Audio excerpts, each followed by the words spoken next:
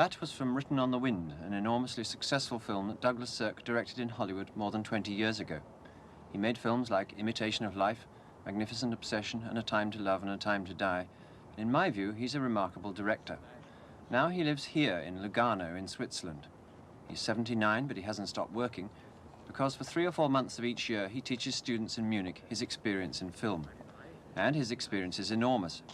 Before his movie career began, he did some journalism, studied the history of art with Panofsky, became a set designer, and by the time he was 23, he was a theatre director.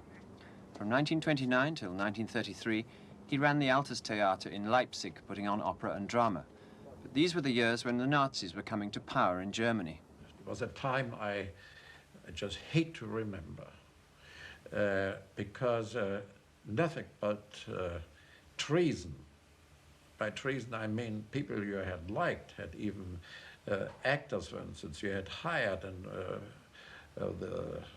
whose careers you had furthered, and so on and so forth. From one day to the next, they had become Nazis. You know, it was still to me not explainable phenomenon. I couldn't explain it to you. Why so suddenly, you know, it changed from democracy to Hitlerism. Did they stop you doing the kinds of plays that you wanted to do? Well, yes, of course. I had a Jewish wife, and I was a leftist. Everybody knew about it. The plays I had staged in Leipzig, for instance, I had opened my last season with a play on Sacco and Vanzetti and so on and so forth, all of which, of course, was deeply disliked and disapproved by the Nazis. So I didn't have a good standing with the Nazis, with no one really, you know. There was all of a sudden a terrible loneliness about the two of us, my wife and myself, and you hardly could say anything. You always were afraid to be overheard, you know. So I still remember the day we went to a very distant place behind the main station in Leipzig, where the rattle of trains coming in and going out, you know, was a kind of shield against being overheard. And I told Mrs. Sirk, we have to leave Germany. And I realized, as a stage director, there was no chance for me in America or anyplace else. So I said I have to become a film director. Na nun, wo kommen Sie denn her? Guten Abend, Herr Gartenberg. Guten Abend. Charlotte, guck mal her. Spazieren gewesen? Ich war in der Oper. Was, heute Abend? Ja. Aber Sie können doch Freikarten haben.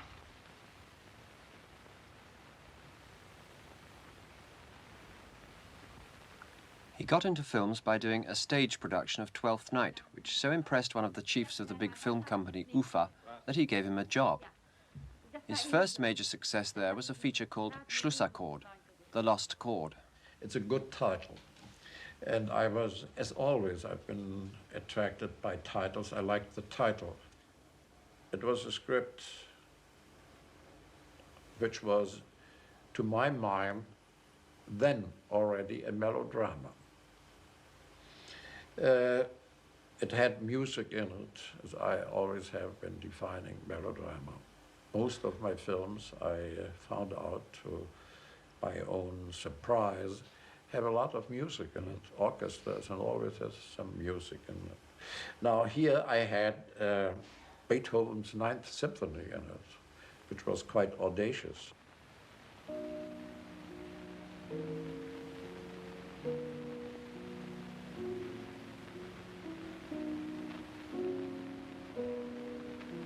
Ja, das ist das, was ich meine. Als ob man in einem alten, verwilderten Garten sitzt, nach einem Gewitter. Man sieht weit, weit in das Land. Von den Blättern fallen die Tropfen. Und es riecht so gut. Nach Sommerregen und Harz. Und nach nassem Holz. Das haben Sie schön gesagt. Ich weiß es noch ganz genau. Es war am 16. Februar, als ich die 9. aus Berlin hörte. Am 16. Februar, da habe ich ja hier in der Philharmonie dirigiert. Da kennen wir uns ja schon lange. Das ist ja unheimlich.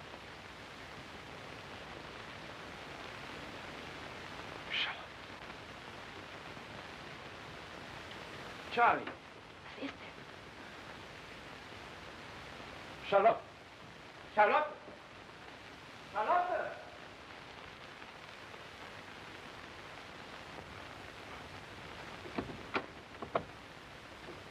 Charlotte.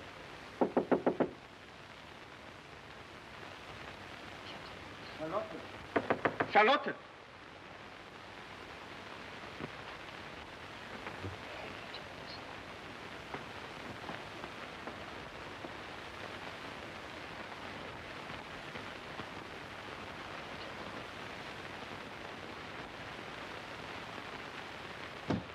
This last film I did for UFA, in the meantime, I had a long contract with them for 6-7 years, what do I know, was La Habanera with Zara Leander, the very famous Swedish star.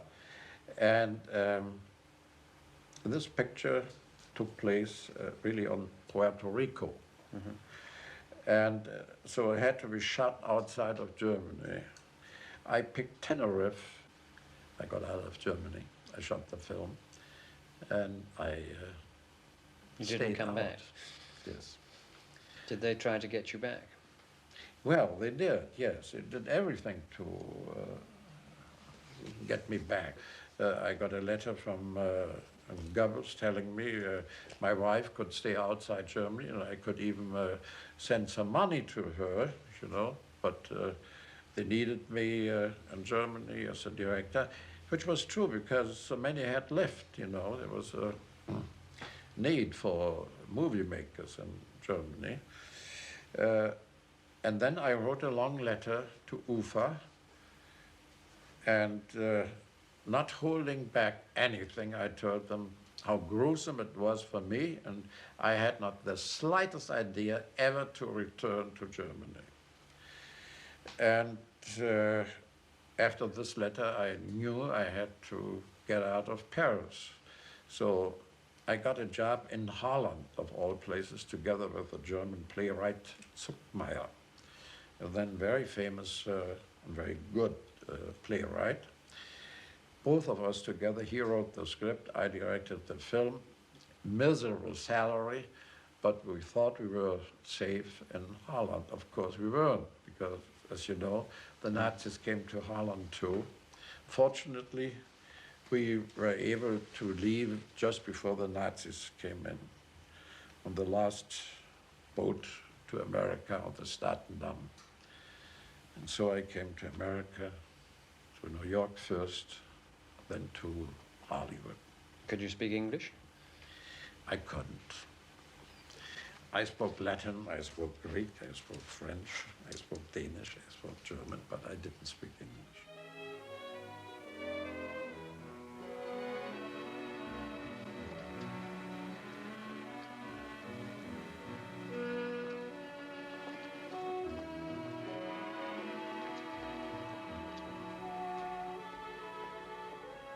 In California, Warner Brothers contracted him to remake one of his German films, but they eventually dropped the idea and he was out of work. When he was down to his last $1,000, he bought a small chicken farm in the San Fernando Valley, and a year later he changed it for an alfalfa farm. But then he had to sell that too, because after Pearl Harbor, he couldn't get any labor to bring in the harvest. He was hired by Columbia on a 7-year contract not to direct, but to write and construct scripts, though he did manage, after all, to direct several movies in the next few years. The first one was Hitler's Madman, which he shot in 1 week in 1942, funded by another émigré who'd previously financed pictures in Germany. 2 years later, the same group of émigrés put together an adaptation of a Chekhov short story called Summer Storm, which Cirque enjoyed making very much. It starred George Sanders, for whom he developed a great admiration. This is the opening sequence from the last movie he made for Columbia in 1948, from a script by Samuel Fuller. May I help you?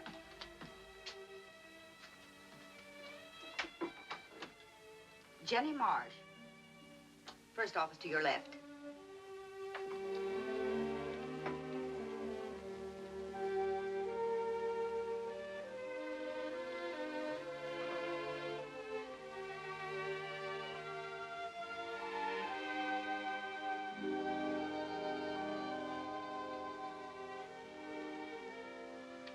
Sit down. Now then, you understand you're not permitted to drive a car. You're not permitted to drink alcoholic beverages. You may not borrow money. You may not carry a weapon. You may purchase clothes and food, but never on credit. All purchases must be for cash. Did you read this? I've got it memorized. And our objective is the rehabilitation of the criminal. We'll help you in every way we can, but it's up to you. I'll get you a job and a place to live. You cannot leave that job. You cannot Can I change my employment or my place of residence without first obtaining the permission of the Bureau of Paroles? Well, you have got it memorized. You may not enter into any contract without the consent of your parole officer. That's me. You may not marry. And you've got to change your brand of men. Who picks them for me? You? Don't worry, you won't have any trouble finding new friends. But be sure they're friends this time. Now, I saw the film just a few months ago, half a year ago or so, in Zurich, again. And to my surprise, they had changed the finish of the film completely. You never knew that before No. a year ago? No, because I had no connections with Columbia anymore. I hadn't seen the film anymore, so I was deeply surprised. And in the silliest way, and the cheapest way, you know, out of a long sequence, they had made a two-shot of maybe 2 or 3 minutes, and that was all, giving it a so-called happy end. It was probably Harry Cohn's idea, I suppose. Then I made a film, independent film, Scandal in Paris, which I have seen again with George Sanders. I consider it a very good film. It's a comedy, and it's technically done extremely well, I think. George Sanders is excellent. Signe Hassel, the Swedish actress, is very good, etc., etc. Now, on account of this film, I got an offer from Universal. Mr. Spitz, then in charge of production at Universal, I suppose, had seen the film, he liked it, and he said, "You're definitely a comedy director, and we need comedy directors more than anything else, because people want to see comedies, and if you are prepared to sign a contract with Universal, just come over, that's ready for you." I came over, they gave me a contract, and it's the first comedy. I got a submarine film, which had nothing to do with comedy. And I was a little bit surprised about that. I talked to Mr. Spitz, who was a very nice old man, and he said, "Well, we found out from your career you have been with the Navy, so you must have some knowledge of submarines." It was an awful film, of course. It was a real B film, and they probably gave it to me because no one else wanted the film. You seem to get a name for doing melodramas after that, didn't you? Magnificent Obsession was so successful. Yes. Now, mainly, I think, while it was melodramatic fare, which was being offered to me by Columbia. It's not your taste, particularly? No. Though, quite consciously, I had made a melodrama in Germany, Schlussakkord, because I thought the main bulk of American movie fare was melodrama or comedy, more or less melodrama or comedy. The so-called art film was a rarity then. today it's different, you know, slightly different, still not absolutely different. In Europe, most of American films are still being considered as non-artistic, let's say, as melodramas or cheap musicals, they call it, and so on and so forth. They disregard the vitality of the American film completely, of course, and their own films are lacking in just that, I think. I had Jane Wyman getting interested in that film right away because she had read the book, and being smarter as I am, as I was, usually women are more keen in this respect, she had understood the book completely. She told me she knew what was going on in that confused book. So Universal was very much in agreement on that, of course, because she had just got an Academy Award twice, I believe, even, you know. She was a very fine actress. When I wake up in the morning, there won't be any dawn.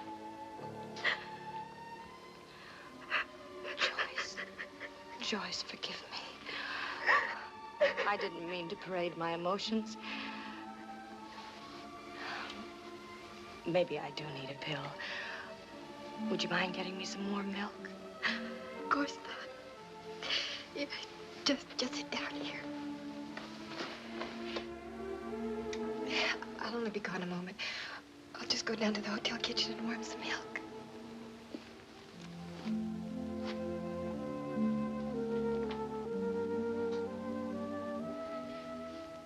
Are you all right? Yes, dear, I'm all right.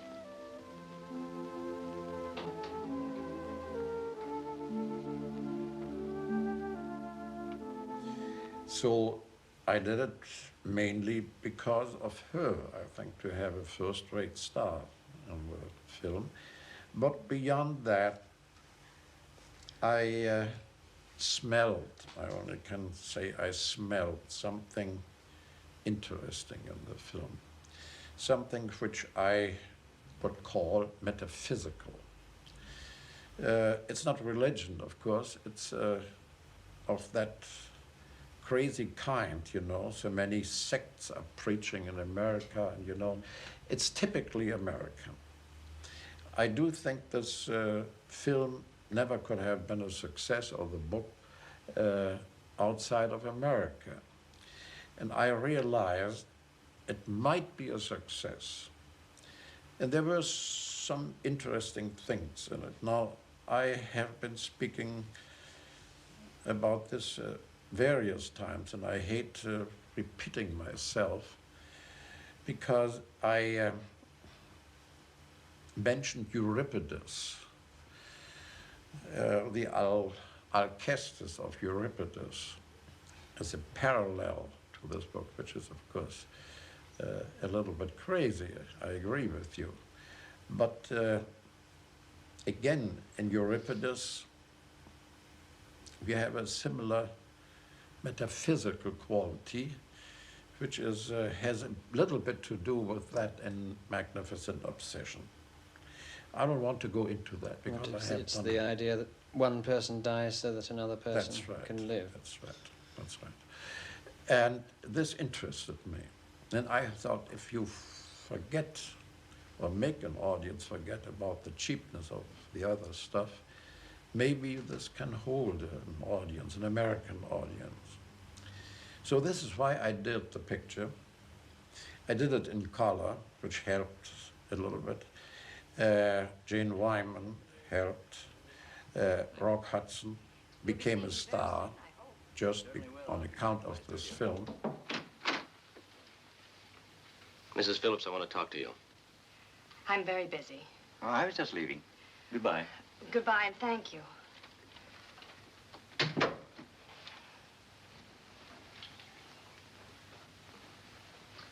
Mr. Merrick, I don't think you and I have anything to talk about. I know the way you feel about me. Please leave me alone. I know your husband was an eminent surgeon. And everybody is saying that a character like Merrick is still around while your husband is... here. And what is that supposed to do? Supposed to do.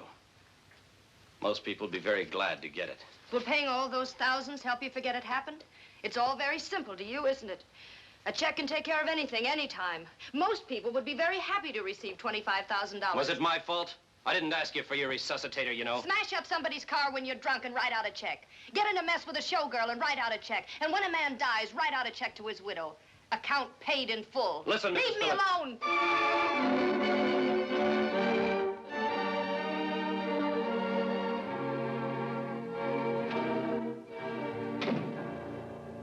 And then they asked you to do another one with the same cast. Yes, of course. And that was all that heaven allowed. That was all that heaven allows, yes.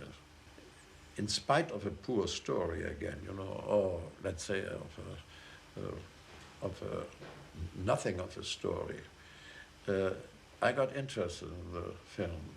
As you probably know, I put a lot of my, beyond what I've been doing in Magnificent Obsession, a lot of my own, I would like to call it handwriting into that film, you know. Mom, I've got a few things to say to you, Mother. All right, Ned. I put the first time my mirrors, my symbols, my statues, my literary knowledge, you know, about Thoreau and so on and so forth. I was trying to give that cheap stuff a meaning, you know. And in a way, strangely enough, it came off, I believe. Why, Ned. That's the way it looks, doesn't it? I'm planning to give up a home that's been in the family for I don't know how long. There's a certain tradition. And for what? Don't you realize what people are going to say? Haven't you any sense of obligation to Father's memory? Well, what has that got to do How with... can you even think of marrying a man like Kirby when you've been Father's wife? It's against everything that Father stood for. Nonsense, Ned. Mother, are you really intending to go through with this? Yes, I am. Well, don't expect me to come visit you. How could I bring my friends? I'd be ashamed. Ned.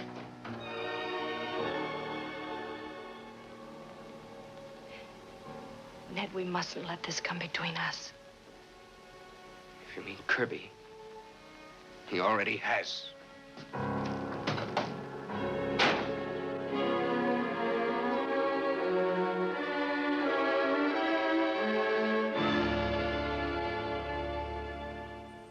Can we move on to Captain Lightfoot?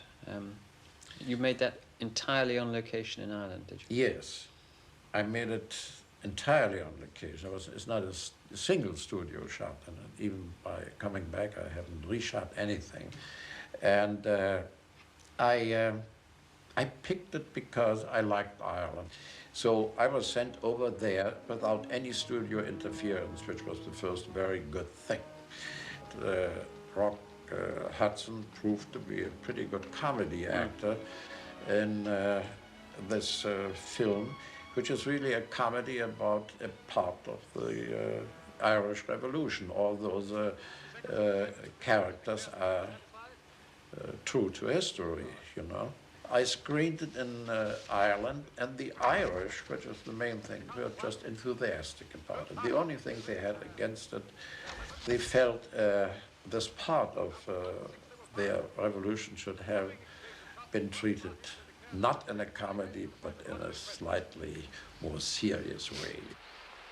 Will the umpire please order my opponent to stop smoking? You've heard, Captain Hood? I have. Sir, I demand you stop this ridiculous performance at once. Is there any rule against smoking one's morning Havana during a duel, sir? Not that I know of. Thank you, sir. Well, there may be no rule in the code of dueling, but it's certainly contrary to the behavior of a gentleman. And what would you know about gentlemen, Captain Hood? Take your position. I'm commencing to count. Sir, I protest. I will not have an affair of honor disgraced by this. I'm counting, Captain. 1, 2, 3, 4, 5, 6. Sir, I protest. My opponent's behavior during this duel was deliberate. It was intended to upset me, to make me miss. Your opponent has still to fire, Captain Hood. Resume your position. Only if you'll permit me to reload, sir. Back to your position, Captain Hood. Captain Martin, you still have your shot to take.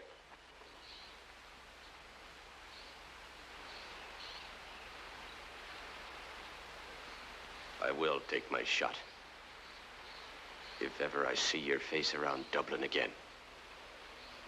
Captain Hood.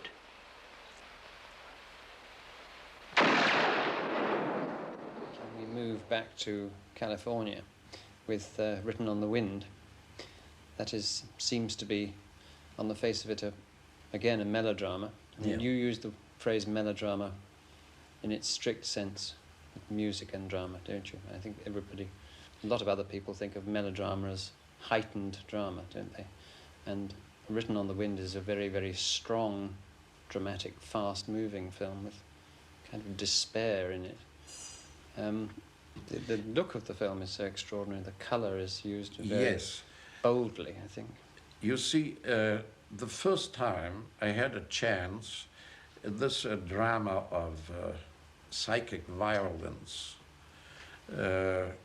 to use, I would like to call it my stage style, my real own handwriting, which still has to do a little bit with expressionism. While, don't forget, I was growing up during mentally growing up during the period of expressionism in Germany. Meaning, as a painter, I would say in the use of primary colors, you know what it means, of not broken colors, not using the usual, then being in fashion, the sentimental colors, as I would like, the soft green, soft pink, etc., etc. I avoided that because of course, for dramaturgical reasons, you know, I felt it needed violence in the colors too. It needed, because the picture is full of violence, you know, because this is a society in transition to immense riches, you know, and their children, it's the story of their children really, you know, are suffering from that, you know. They had two first-rate personalities, number one star then, Rock Hudson, and Lord Bacall, who was and is still a great actress, you know. They wanted two great actors for the supporting players. And I picked Stack and Malone, who really meant nothing. That was no lady, that was your wife. Even as supporting players, nothing. And I think I fared very well with that. Where would you take your best friend's wife? You're a real sweet kid. Now, be nice to me, brother. One morning we'll wake up and we'll be all alone together. Go on, sister. Tell me another pretty story. Once upon a time, there was a poor little rich boy. Kyle Adley by name. Pickled his tiny brain with gin and bourbon. Oh, so Scotch. Till he got so stinking blind, he couldn't see what was going on right under his big red nose. But his charming, righteous little sister did. Yes. She saw the end of a marriage and the beginning of a love affair.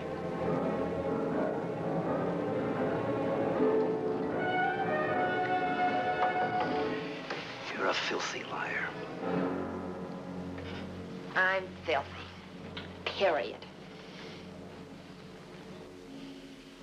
But you don't have to take my word for anything. Just try keeping your head clear and your eyes open. Why should you care? You've never cared about me. Or your wife. Why are you putting your 2 cents in? Only because of Mitch. Because I've never had it. And your wife has.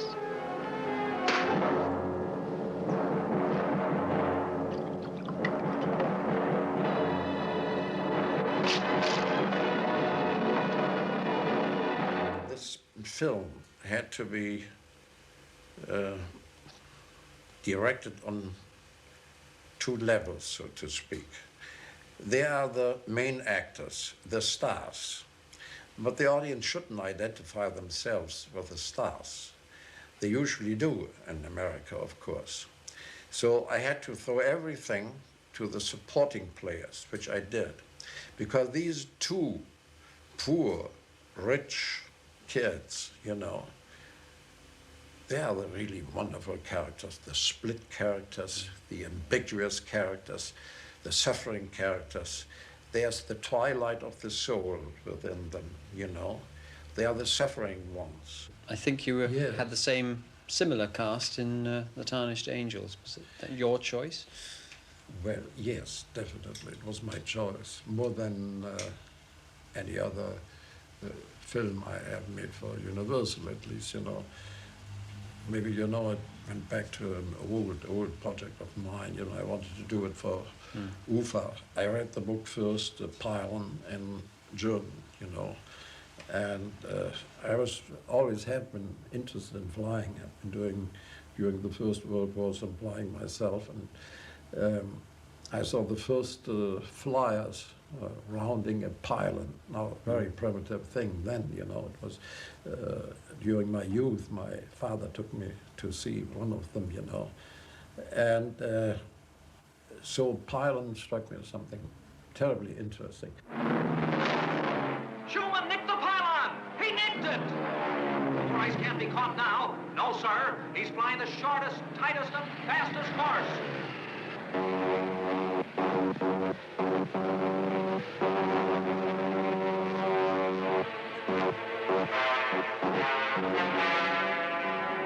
Hold it! Schumann's in trouble! His engine's smoky!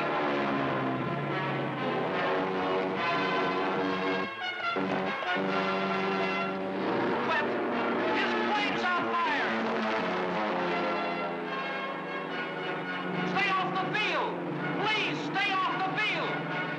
Clear that field! Give him a chance to land! He must have room to land!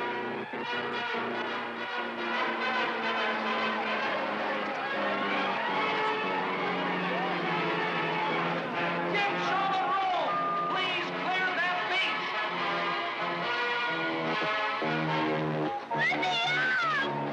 He's going to crash! For God's sake, run for your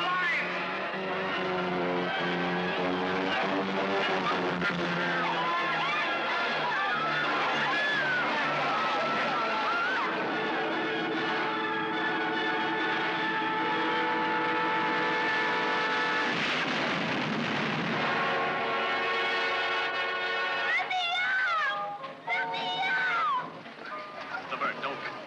Stay. Leave me alone! Leave me alone! Let me out of here!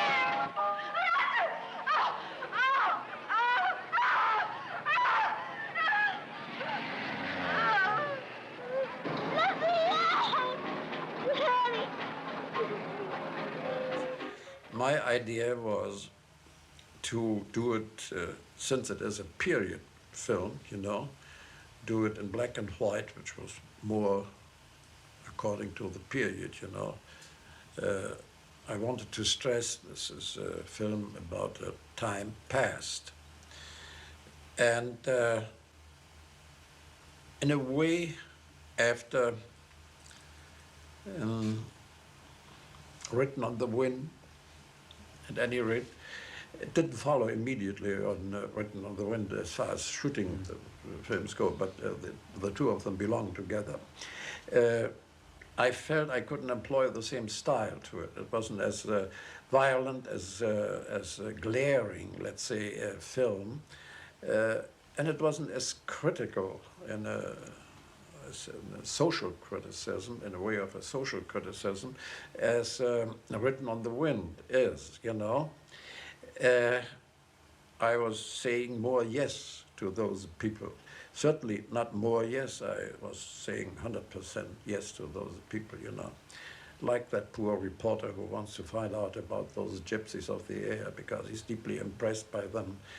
Apparently fed up with his stale job and that poor newspaper office, you know, he's working in, and fed up with society, fed up with humanity, And there, it's a very unusual role for Rock Hudson to play, isn't it? Yes.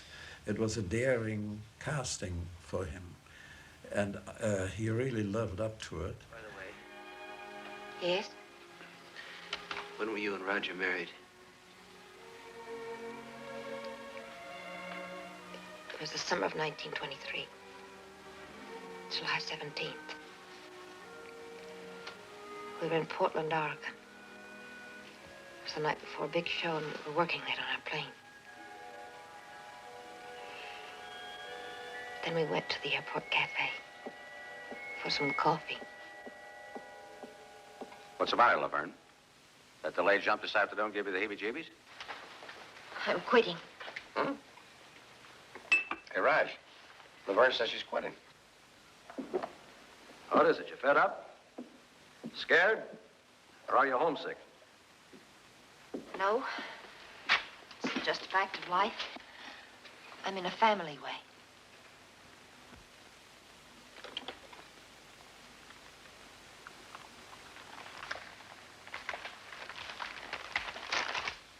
If you don't marry her, I will. Didn't you hear me? I heard you. Well, what do you say? Are you just going to sit there? Listen, I'm talking to you. Yes or no?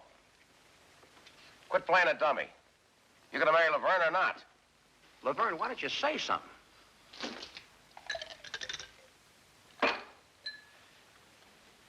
Hey. Your throw. Why, you dirty, no-good louse. Step outside and I'll kick your teeth in. Roll the dice. Roll the dice!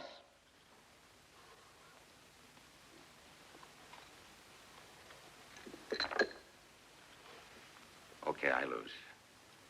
I marry Laverne. She gets the winner.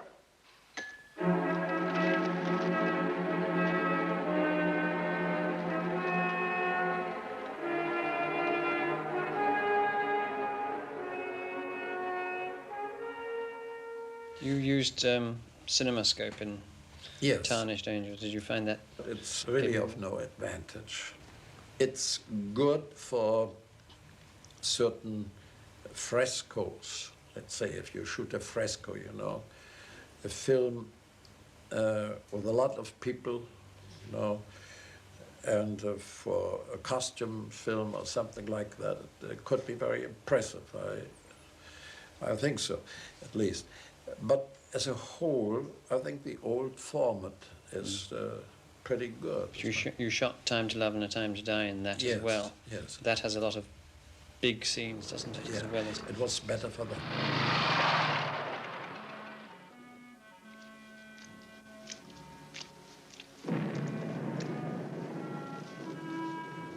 Mel.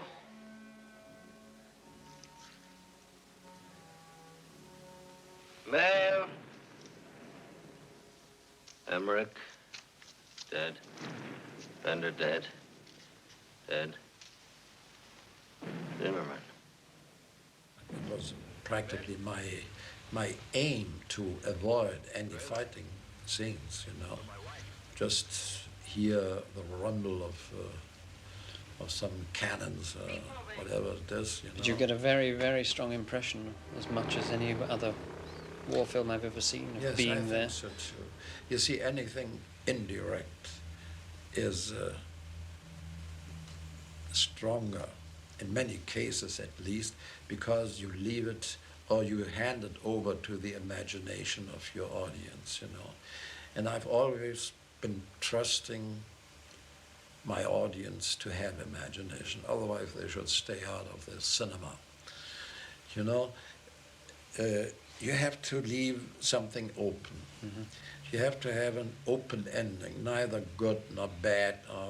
You have to, they should form their own kind of finish and kind of even thematic of the film, which is good. The moment you do the moment you start, let's put it this way, the moment you start preaching in a film, the moment you want to teach your audience, you are making a bad film. In this respect, I completely disagree with Brecht. I always have, you know. He was always of the opinion, you know, you have to more or less teach your audience, you know. How did you get Eric Maria Remarque to play the part? Is it something that you suggested or he wanted to do? Well, I knew his work, you know, most of his novels and the novels which had been made into films, etc. But I didn't know him personally. And when I was looking for someone for this part, you know, suddenly I thought of him. I asked him if he would be prepared to do this part. Well, there was so much of an actor with him, and he glowingly said, "But sure, my God, yes, I would love to do the part." And I think, of course, he's not an actor, but again, personality counts more in films than acting ability. He is genuine in the film. You said if you go, are you thinking of not going back? I must find out what'll happen to my wife. Until then, If you desert, they'll shoot you. There's a chance you could escape alone, but not with your wife. That's practically impossible. You know, anyone hiding you would be risking penalty of death. Are your parents alive, Ernst? Yes, but I haven't been able to find them. They would find them, your wife too, and they would use them to get you. So I must go back just as before, and do the same things as before. But how? I don't believe in anything I was taught anymore. Tell me, Professor, is there anything left to believe in? Yes, there is. What? God. You still believe in him? More than ever. You never have any doubts? Of course I have. Without doubt, there would be no need for faith. How can anyone believe in God with all that's happening here? God is not responsible to us. We are responsible to God for all that's happening here. If that's true, Professor, how much am I responsible? Because isn't there a time when taking orders stops and personal responsibility begins, when duty turns into crime and can no longer be excused by blaming the leaders? I have to make a decision, Professor. I must know. No one can make that decision for you, Ernst, not even your teacher. Each man has to decide it for himself. But first, you must face the truth, no matter how grim. The war is lost, Ernst. More terrifying, it must be lost before a country can regain its soul. I'm not making it any easier for you, am I? No. Harder. You're smiling. Why aren't you screaming? I am screaming. You just don't hear it.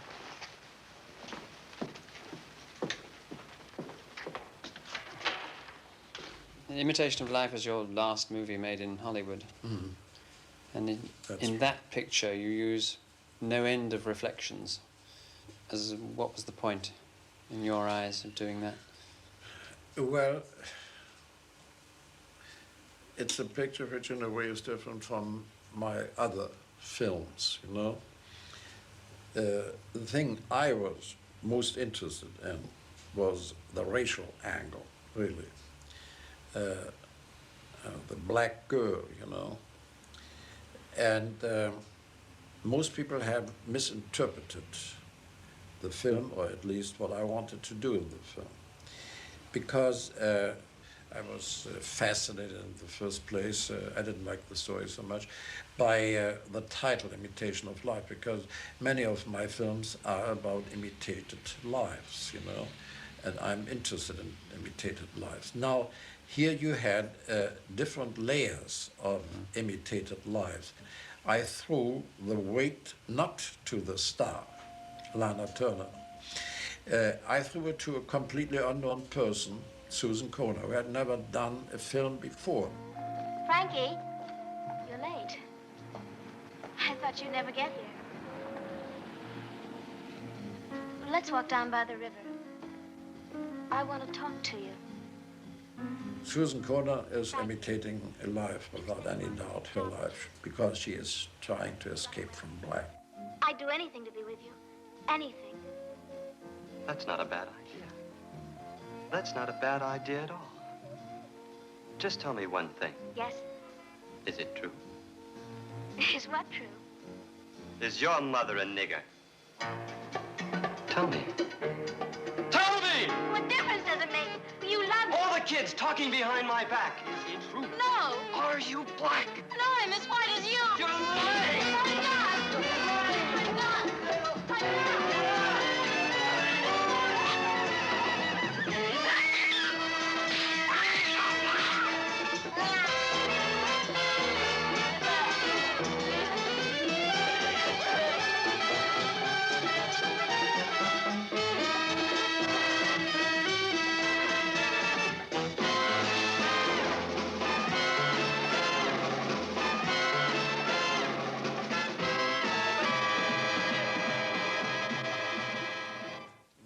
Can't be violent enough because this boy, he's impersonating Whitey. This is Whitey who shows up there, you know. It has to be a most violent, most cruel scene because you see the film itself otherwise has no violence as Tarnished Angels have, for instance, and so on and so forth. It's a rather smoothly running film. And Lana Turner is a very pleasant white woman with a great understanding for the black companion of hers, you know, etc. And almost at the beginning it looked to me like too pleasant a film. It sounds as though you're about to say that almost all films need some violence in them. Yes, it needs some counterpoint, you know, definitely needs the film. The counterpoint I usually had in all my films, at least tried to get into all my films. Now, of course, in itself, the part of Susan Kohner is already a counterpoint. The whole relationship between mother and child, you know, the mother who wants her to just to accept her fate, you know. Why not? Good. Listen, this is a nice woman we are living with, you know, it's a nice home, you know, you have a nice room there. What more do you want as a black woman? This was before the time of the Black Power, wasn't it? Before, yes. And I'm saying in this film, they want much more than that. They want to be equal at least. They want to be treated as human beings. Not as pretty dogs or something like that, you know, you like to have in your rooms and so on and so forth. The film has a climactic and very long funeral sequence, which is much longer than one would have thought it was likely to be in terms of the weight of the film. Why did you make it so big? You know, I thought it had to be in for this reason. The only escape for the blacks then was death. The American blacks saved their money for a funeral. The Lord is thy keeper. The funeral had to be great. It was their last triumph over the white race. There they could play it up as much as they wanted to, because in death they would be equal at any rate. This is why I made it so important. This is why I have this church scene, you know, with Mahalia in it, and which was not in the script. It was an afterthought. It was your idea to have Mahalia Jackson? Mahalia Jackson, yes. And I think it's, many people think, have told me, why did you have that ugly woman up there? You had that beautiful Turner and so on and so forth in the film, and why not finish on her? Now, I think this is I liked it in the film. And some of my intellectual friends liked it even tremendously, because there is an outburst of black power, which is unprecedented, you know. First of all, this is a terrifically gifted singer.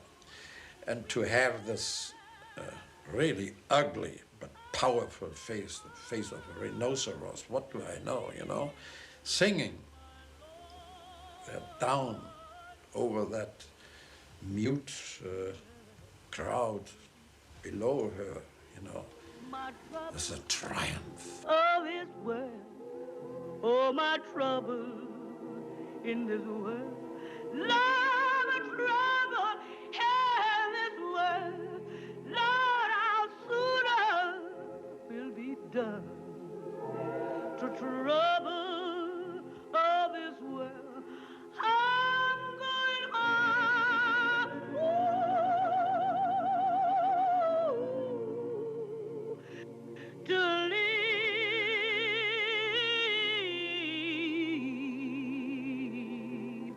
with my Lord.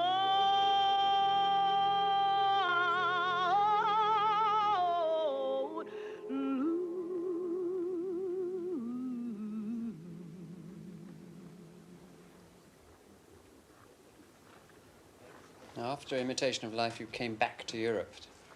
Yes. You had enough of Hollywood? No, that's simplifying the thing. I didn't have enough of Hollywood. I thought I needed a new phase in my life. I've been doing 3 pictures in a year, you know, which means a lot. I became ill, really seriously ill, and, you know, we knew a doctor here in Switzerland. And we spent there very happy years. I believe in the last 2 or 3 years you've been working in Munich at the film school, at the university. Yes. Teaching students. Yes. How do you and what do you teach them, and how do you go about it? Well, I teach them my experience in films, especially in American films. And this is what they want to hear, you know. Do you teach them method of how to make films? Well, yes. First of all, I do teach them technical things. I don't mean I teach them how to handle a camera, because this they have to learn before, you know. They know a little bit about camera work, but of course they don't know when to use 35 or 40 lens or whatever it is, and how to angle shots, etc., etc. All those technically and artistically too very important things. Now, this you can teach them only by making a film. This is why I'm making a small film. And in making the film, practically I'm making the film, of course, you know. But if I would be making the film for myself, probably I would make a different film. But I'm making it and instructing them. I'm setting up the camera here. Now this shot follows that shot, and so on and so forth. You have to balance it or whatever it is there. Every cameraman knows about that, you know, and every director in America knows about that. Strangely enough, you know, the other teachers who are very good, I believe, are mostly talking in abstract terms. That's at least what they are complaining about. They are talking a lot about film history. The young people know much more about film history than I do, you know. They know when exactly the year when Murnau shot Taboo or whatever it is, or Dreyer shot Gertrude or something like that, which doesn't make any difference, I think, to a filmmaker, you know. It's all right if you want to become a film historian, you know. But you really enjoy teaching these young people? But I do enjoy teaching them, you know. It means a lot to me in the first place, and they apparently liked it too, you know. I get some letters from them telling me more or less how much they appreciate it, you know, being with me, and they insist on having me, otherwise I wouldn't go there. Mr. Zirk, thank you very much. Thank you.